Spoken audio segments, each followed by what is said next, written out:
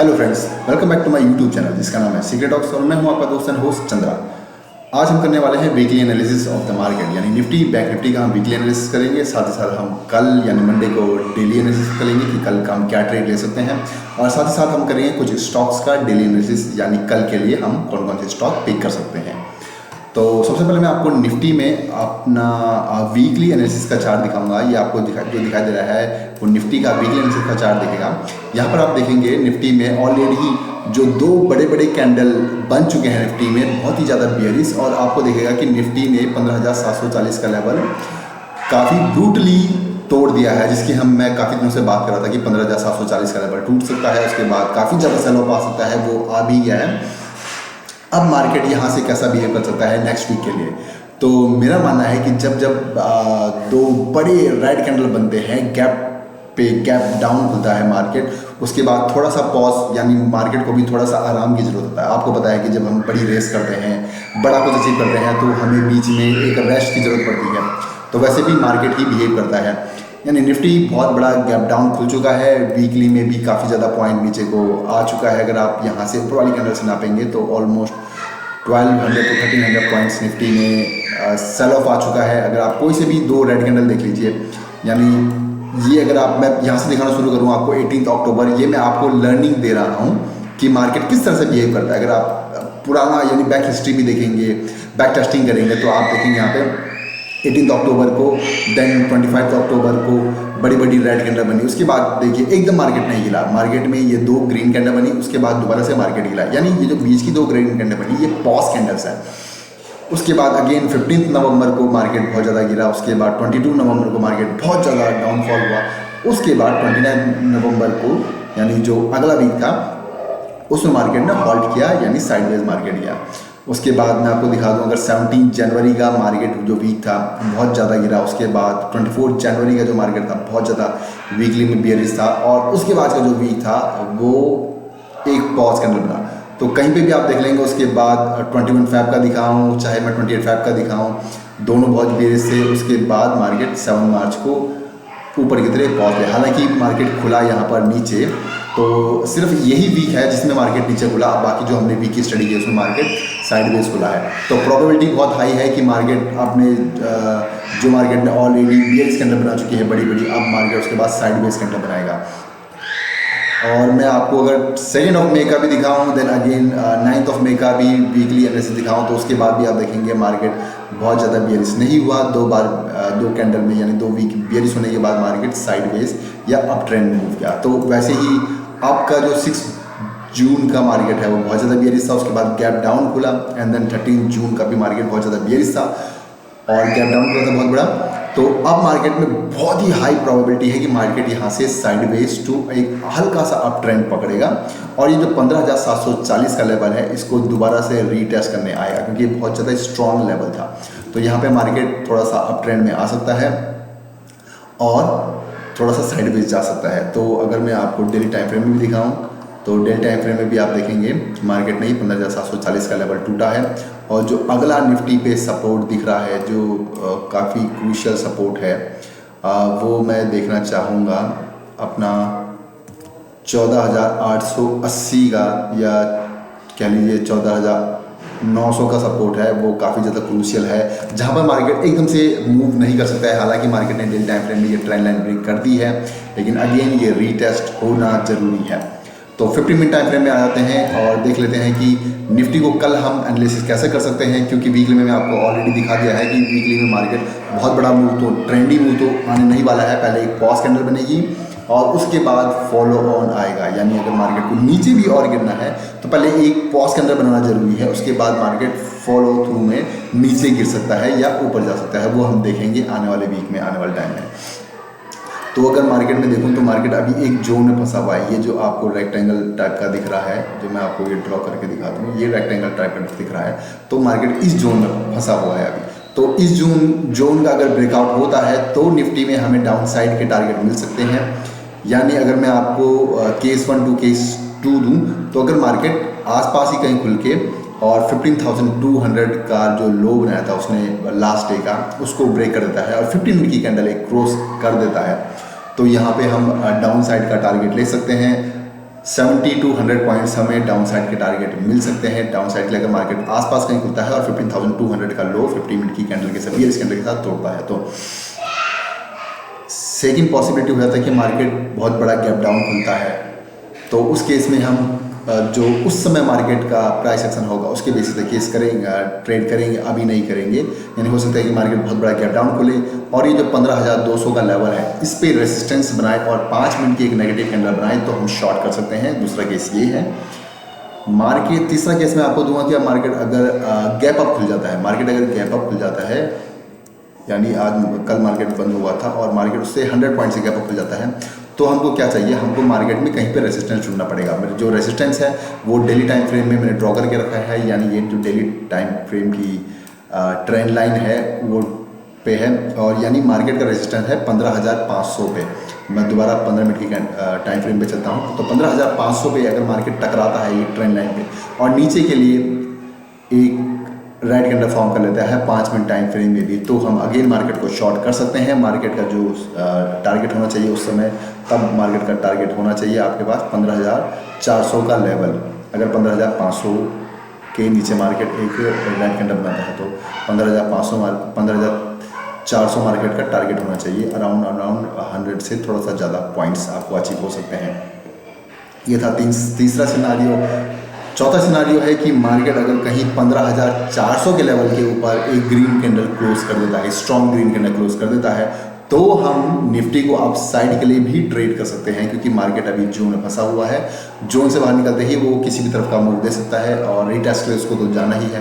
तो 15,400 के ऊपर एक ग्रीन कैंडल क्लोज कर देता है 50 मिनट टाइम फ्रेम में, तो हम मार्केट को अप साइड के लिए भी टारगेट ले सकते हैं। बड़े टारगेट हम अचीव नहीं करेंगे, 70 to 80 पॉइंट्स ही ज़्यादा से ज़्यादा हम अचीव करने की कोशिश करेंगे निफ्टी में।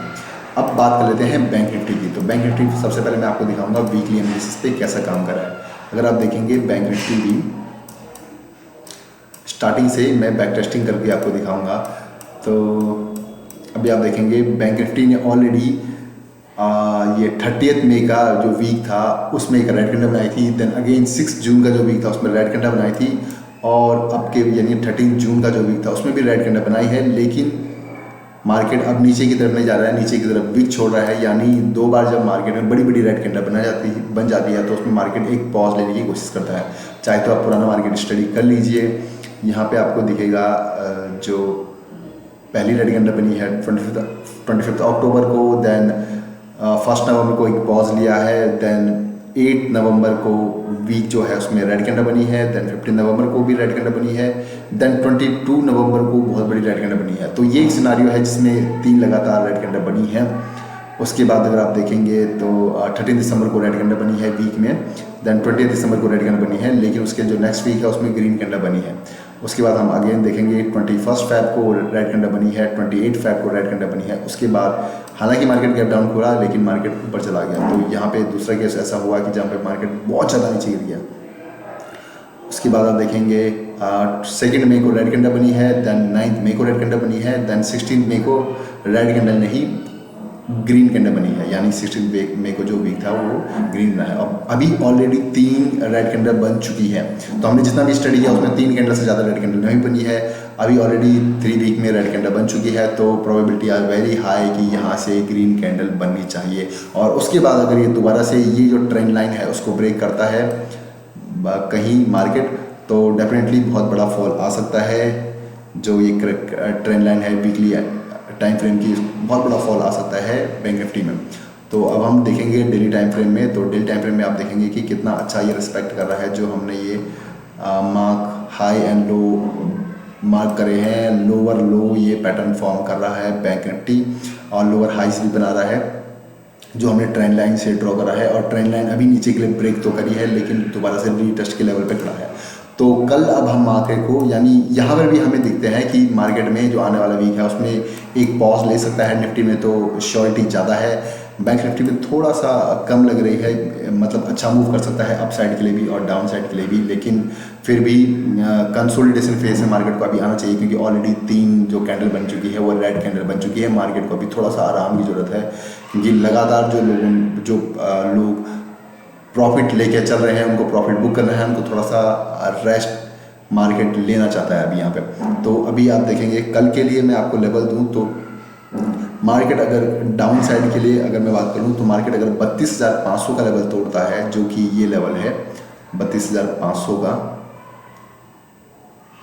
32,500 का लेवल, ये जो लेवल है यहाँ पर मैं एक ट्रेंड लाइन से भी ड्रॉ करके आपको दिखाता हूँ। 32,500 का लेवल है यहाँ पर, 32,500 का लेवल तोड़ता है मार्केट तो आप डाउन साइड के लिए शॉर्ट सेलिंग कर सकते हैं। और टारगेट आपका होना चाहिए जो प्रीवियस डे का लो है, फर्स्ट टारगेट आपका वो होना चाहिए और सेकंड टारगेट आपका होना चाहिए 32,200 का आपका टारगेट होना चाहिए और फर्स्ट टारगेट आपका होना चाहिए 32,350 का।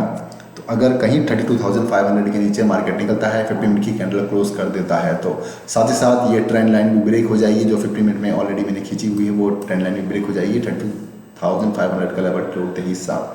अपसाइड की बात करूं तो 32,900 पे मार्केट को ग्रीन बुलिश कैंडल क्लोज करनी पड़ेगी अगर मुझे अपसाइड का ट्रेड लेना है। टारगेट अपसाइड के लिए 100 पॉइंट्स ही मैं लेना पसंद करूंगा, क्योंकि ऊपर की तरफ काफ़ी ज़्यादा रेसिस्टेंस अभी बने हुए हैं।